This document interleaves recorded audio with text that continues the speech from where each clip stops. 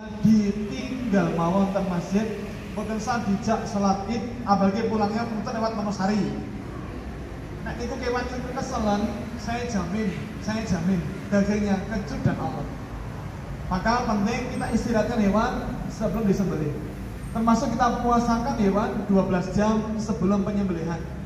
Jangan mengatakan mesake nopo, tidak akan mati, wallahi tidak akan mati, tidak akan kesakitan, tidak akan. Hanya 12 jam.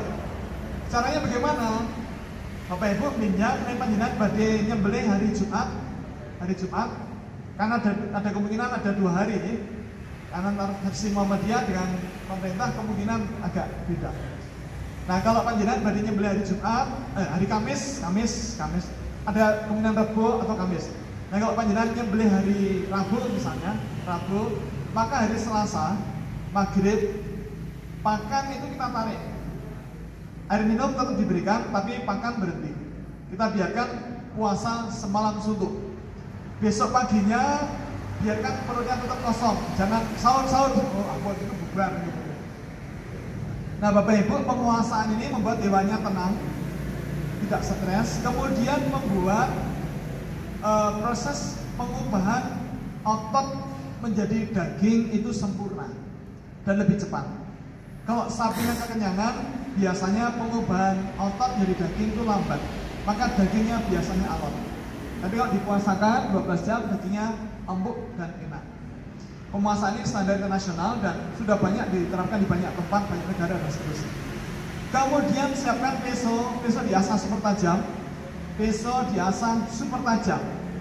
Karena Rasul meminta kita untuk mengasah peso sebelum menyembelih. Nah, monggo peso bebas panjenengan menggunakan peso merek apapun boleh. Mau yang lokal ya boleh, yang impor ya boleh, silakan. Tapi mohon dengan sangat monggo dipun cek pesonya tajam apa tidak. Bagaimana cara ngecek? Jangan menggunakan leher, ampun. Atau ini jangan. Gunakan saja kertas. Kemudian diiris dengan peso, kalau kerek berarti tajam. Tapi kalau ada kerut tiba-tiba licin, nah yang licin itu berarti tidak tajam. Terus Bapak Ibu, di beberapa tempat sapi kurban itu tenang, tentram, damai. Tapi kok ada hewan kurban yang ngamuk? Sebabnya apa? Contohnya ini Pak, kok ngamuk itu kenapa kira-kira? Kok nggak ada suaranya? Kenapa hewan kurban kok ngamuk itu kenapa kira-kira? Kenapa di tempat lain hewan kurban itu tenang? Kenapa di tempat kita kok ngamuk? Sebabnya apa kira-kira? Stres itu sebabnya apa? Kira-kira?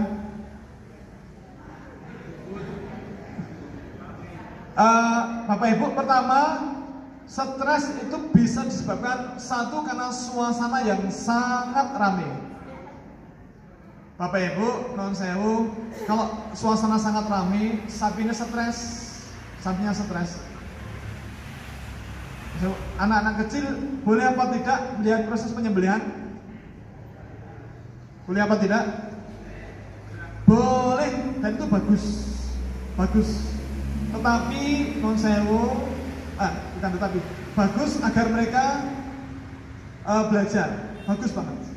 Tetapi mohon Bapak Ibu, ada panitia yang mengkondisikan supaya anak-anak tidak ramai.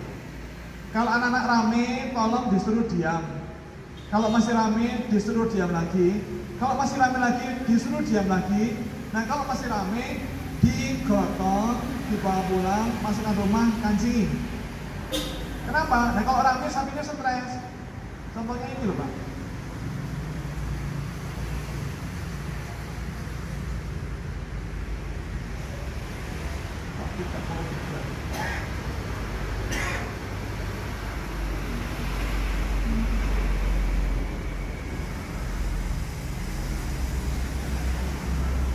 Bapak Ibu, anak-anak kecil tidak boleh ramai, apalagi anak-anak besar. Yang soalnya itu anak-anak besar itu. Satu, sapi stres karena suasana sangat ramai. Kedua, sapi stres kalau dia melihat ada genangan darah di sekitarnya. Bau amis darah Ini membuat sapi sangat tidak nyaman. Sapi stres. Yang ketiga, sapi stres kalau dia melihat temannya disembelih, maka tidak boleh memperlihatkan yang disembelih di hadapan temannya. Tidak boleh sapi melihat temannya dibelah tubuhnya, dikuliti, dikampak, stres sapinya.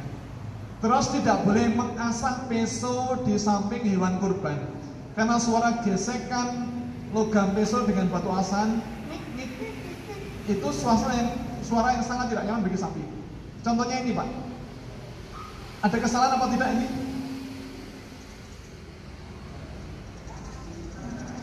Ada kesalahan apa tidak?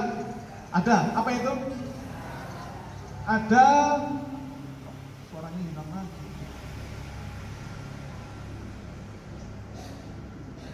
Suaranya hilang. Bapak Ibu, ini sebenarnya ada suaranya, tapi kok hilang suaranya? Bentar. Tadi sudah di-set kok hilang.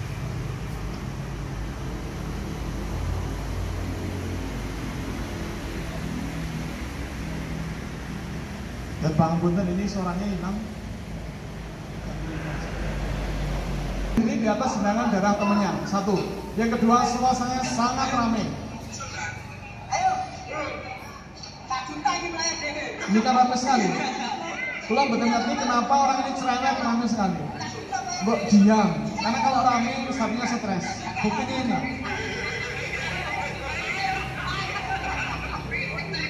Bapak Ibu, kalau sapi stres, dia bisa melakukan perbuatan yang tidak kita sangka. Bapak Ibu, kalau sapi stres, dia bisa melakukan perbuatan yang tidak kita sangka. Contohnya ini.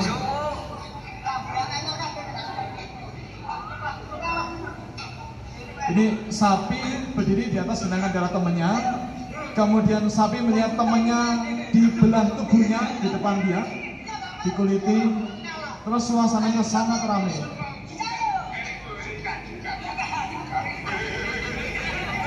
Ramai sekali.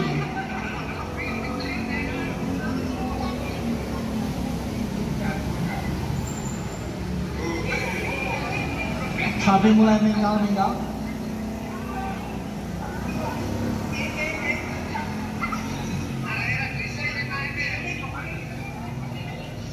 Perhatikan Bapak yang pakai topi ini, you can see ini, perhatikan apa yang dia lakukan, perhatikan ini. Wah, telak gitu Pak. Itu kira-kira sakit nggak ya? Oh, sakitnya nyampe di sini 2 kali, 3 kali. Bapak Ibu, itulah kalau sapi dibuat stres. Mohon perhatikan ekor sapi, buntutnya perhatikan. Bapak Ibu, ciri sapi stres itu ekornya dikibas-kibaskan dengan kuat semacam itu. Jadi kalau kita melihat sapi kok buntutnya dikopat-kopatkan begitu, jangan pernah berada di samping kaki belakang. Karena kalau sapi minggal itu dari kaki belakang ke samping, bukan ke belakang, tapi ke samping. Hati-hati. Nah, maka monggo Bapak Ibu, kalau sapi stres, apalagi kemudian sapinya berontak, mohon ditenangkan. Bagaimana cara menenangkan sapi? Tentu panjenengan yang biasa mengingu sapi untuk paham ada yang namanya tali keluh. Tali keluh yang masuk ke hidung ini tali kunci. Tali keluh ini sama tali yang di leher dijadikan satu, digenggam, diremet, siku kita nempel di leher sapi. Itu sebagai tali kunci. Bapak Ibu, kalau kita baringkan dengan arah kiblat, kepalanya di mana? Ya masih di badannya. Enggak, maksudnya sebelah selatan badan sapi atau sebelah utara badan? Selatan ke utara ke selatan. Nah, Bapak Ibu, dulu pernah kejadian di Fakultas Peternakan UGM. Ketika kami belum mampu menyembelih sendiri, kami minta tolong jaga diri luar untuk membaringkan hewan. Nah, sang jagal membaringkan sapi dengan kepala di utara. Bapak Ibu, waktu itu ada yang mengatakan, Pak, non sewu, tolong kami dibantu, sapinya diputer agar kepalanya di selatan, agar menghadap ke arah kiblat. Nah, saya kaget. Sang jagal jawab, betul Mas, yang betul kalau menghadap arah kiblat ku ndase ten lor Mas. Mboten Pak ten kidul, mboten Mas ten lor, mboten Pak ten kidul. Sekarang ini mengatakan, Mas, kalau orang meninggal posisi kepalanya di mana? Kan di utara. Pak, niki sanes menungso niki hewan kurban. Bapak Ibu, yang benar bagaimana? Ada sebuah hadis, kan kita manut Rasul.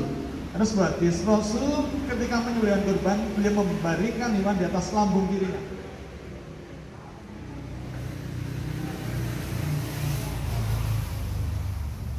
Berarti kalau baringkan di atas lambung kirinya, berarti kepalanya di selatan. Nah, kalau kepala sapi selatan, arah kakinya bukan di utara, di barat.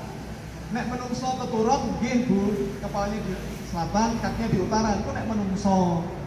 Nek sapi napa nggih sikile deret-deret kalor? Nggih, kakinya di barat. Tetapi Bapak Ibu, membaringkan hewan ke arah kiblat itu bukan kewajiban. Itu hanya adab saja. Itu bukan rukun, tetapi hanya adab saja. Artinya, kalau terpaksa tidak bisa ke arah kiblat itu tidak masalah, tetap sah, dagingnya tetap halal. Kemudian berikutnya, Bapak Ibu, berikutnya ini kita lewati saja. Nah, besok Bapak Ibu ini saya boleh pesan ya. Biasanya kan ada yang mencuci jeruan di sungai. Saya tidak tahu di sini masih ada atau tidak. Tapi kalau bisa jangan di sungai, tetapi kita membuat jugangan di dekat masjid, kemudian isi jeruan dibuang ke situ. Kemudian khusus itu disetor pakai air mandi. Ini jauh lebih higienis, lebih bersih. Pakai selang, taruh masjid, diringkan ke sini, disetor, itu isinya nanti bersih. Kalau mencuci di sungai itu nanti sungainya kotor dan sudah banyak kuman, nanti malah melumuri jeruan dengan kotoran. Kemudian berikutnya, Bapak Ibu, besok ketika ada warga masyarakat yang bergabung ke masjid untuk membantu memisahkan daging dari tulang, tolong diingatkan, besok kalau memisahkan daging dari tulang, tolong jangan terlalu bersemangat sampai tidak ada lagi daging tersisa pada tulang. Sampai resik. Maaf Bapak Ibu, untuk saya nyuwun pangapunten, kita bukan mau menjual daging itu, bukan, tetapi mau kita bagikan ke masyarakat. Maka sisakan daging agak banyak di tulang. Ini sekaligus mengangkat derajat tulang.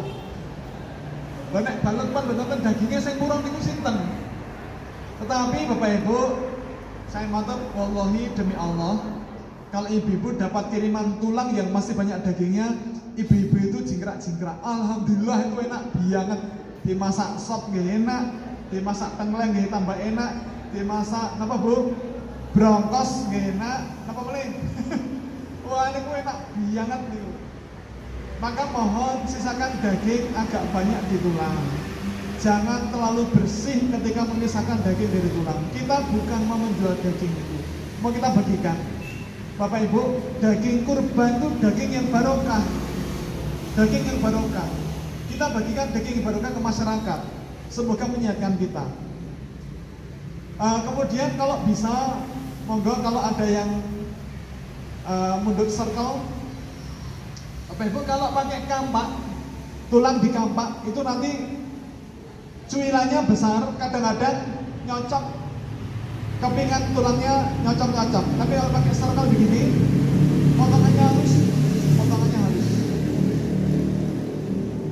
Terus juga ini Bapak Ibu, ini sisa dagingnya masih banyak. Semakin banyak, semakin panjang tuasnya ini semakin ringan. Ini kalau masih banyak dagingnya begini, wah enak banget.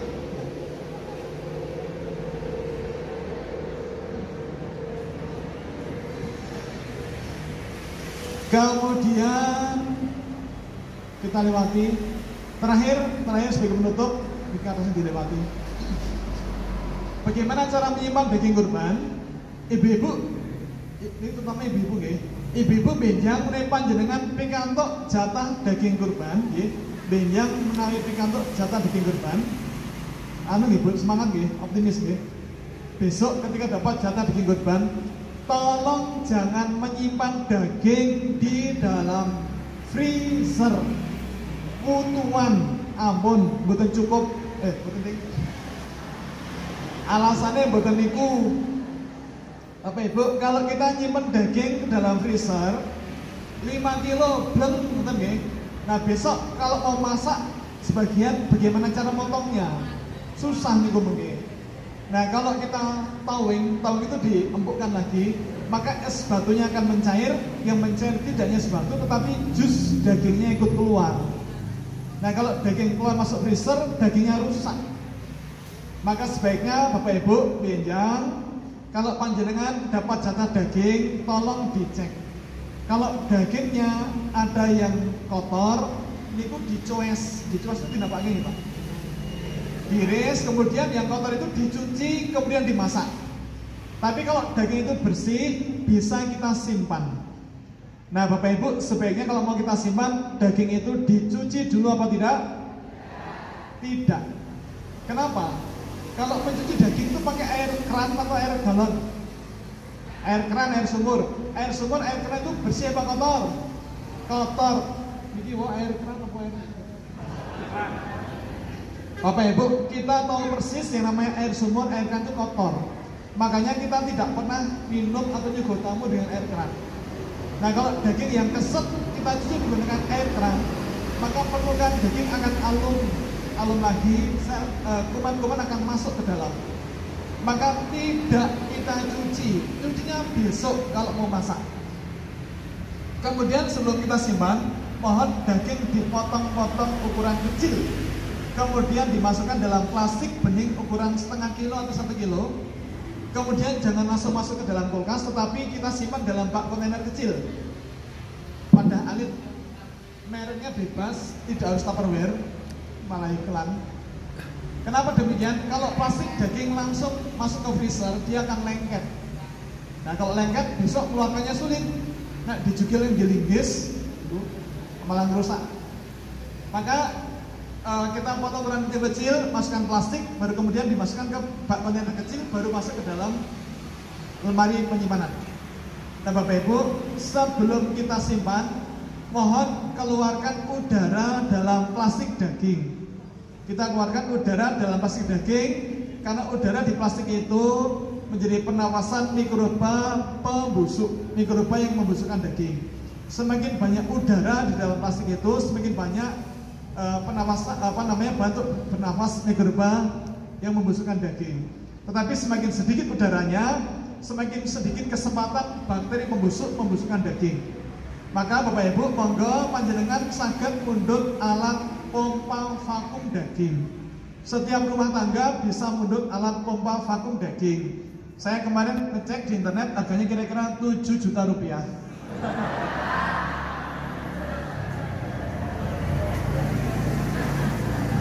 Oh, dagingnya namung 1,5 kilo. Kalau itu dirasa mahal, panjenengan saged mundhut alat pompa vakum daging yang murah.